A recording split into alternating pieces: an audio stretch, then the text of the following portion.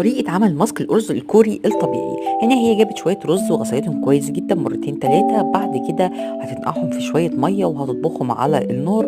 بعد كده هتضربهم في الخلاط كويس جدا، وهتضيف معلقة من العسل ومعلقة من الزبادي وتقلبهم كويس جدا وتضعهم على البشرة. طبعا الماسك لازم يكون بارد، وهنسيبه على بشرتنا لمدة 10 دقايق ونغسله كويس جدا. أفضل ماسك لشد ونضارة البشرة. أول شي راح أضيف صفار البيض لأنه يغذي ويرطب البشرة ويأخر ظهور التجاعيد. ثم راح أضيف القهوة لأنه يحتوي على مضادات الأكسدة ويشد البشرة ويتخلص من التصبغات. وآخر شي نضيف عصير الليمون لأنه منظف طبيعي للبشرة ويعالج حب الشباب.